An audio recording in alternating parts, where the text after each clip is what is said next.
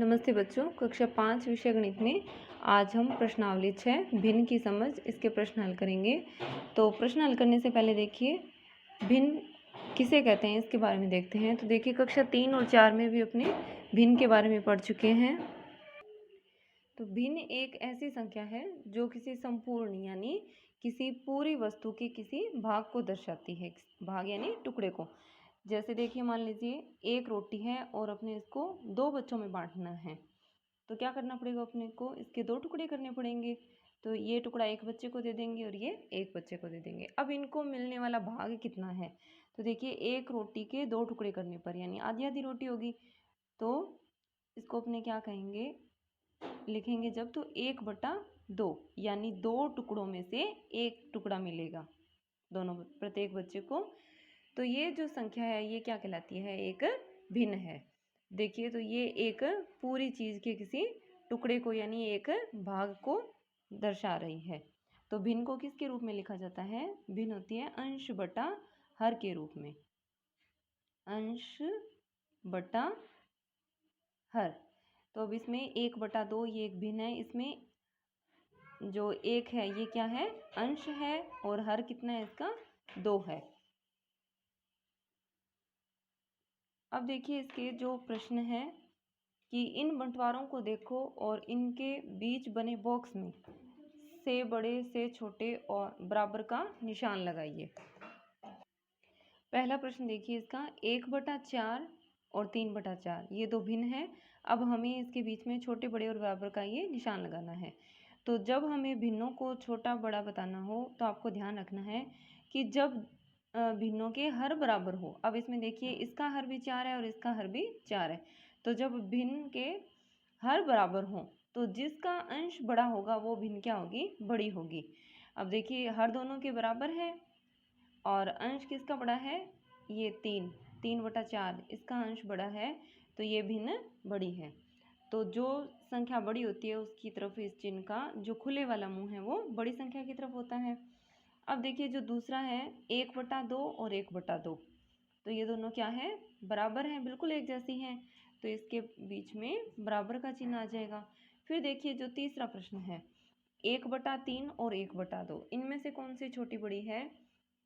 अब इसमें देखिए हर दोनों के बराबर नहीं है लेकिन दोनों के अंश बराबर हैं। तो जो जब भिन्नों में अंश बराबर हो, हर अलग अलग हो, तब जिस भिन्न का हर छोटा होता है वो भिन्न बड़ी होती है।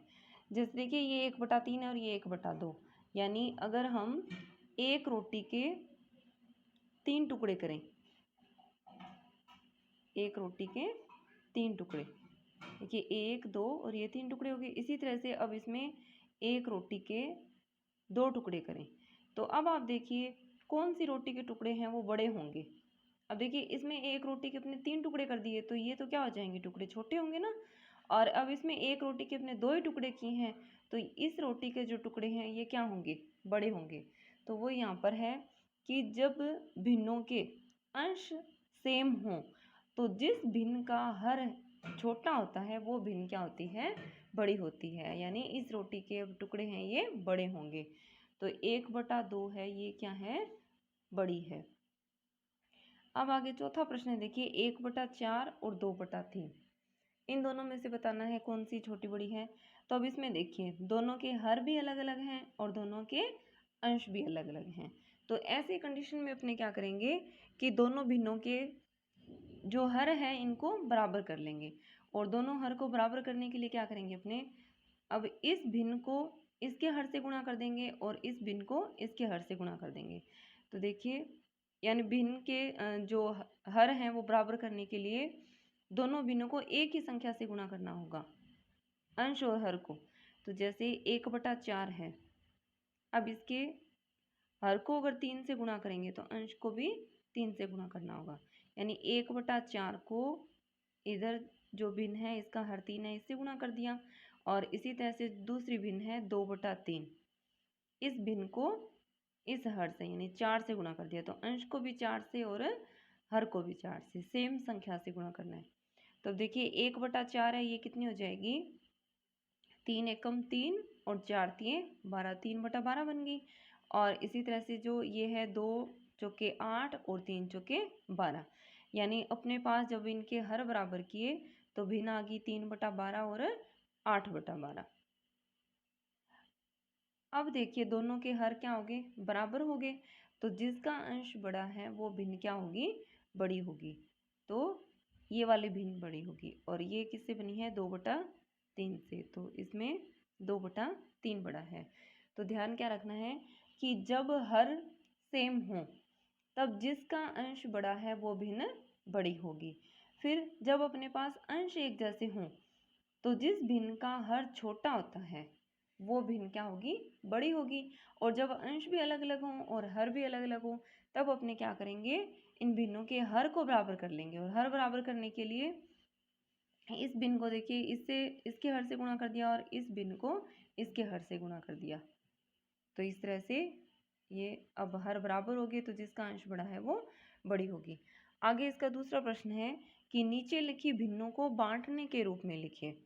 तो पहला है 7/5 बांटने के रूप में, जैसे अपने बंटवारा करते हैं। तो अब इसमें है कि 7/5 का मतलब क्या है कि 7 रोटियों को 5 बच्चों में बांटना है। तो देखिए मैं आपको चित्र के द्वारा समझा रही हूँ। मान लीजिए मेरे पास ये 7 रोटियां हैं, 2 3 4 5 6 7। कितने बच्चों में बांटना है, 5 में। नंबर डाल देती हूँ, 2 3 4, मान लीजिए ये 5 बच्चे हैं। अब देखिए 5 तो एक एक रोटी तो पूरी आ जाएगी सबको। अब बची अपने पास 2 रोटी, इनको भी इन बच्चों में बांटना है, तो क्या करेंगे, प्रत्येक रोटी के 5-5 हिस्से कर लेंगे। तो इसके भी 5 भाग करेंगे, 1 2 3 4 5, इस तरह से 5 हिस्से इसके कर लिए। और इसी तरह से इसके भी 1 2 3 4 और 5, 5 हिस्से इसके कर लिए। अब इसमें से यानी 5 टुकड़े इसके हो गए और 5 टुकड़े भी इसके हो गए। बच्चे अपने पास 5 है तो एक टुकड़ा, जैसे इसको 5 में से एक एक टुकड़ा सबको दे दिया। इसी तरह से इस रोटी के भी 5 टुकड़े हैं तो फिर से एक एक टुकड़ा सबको दे देंगे। तो देखिए एक एक रोटी सबको पूरी आ गई।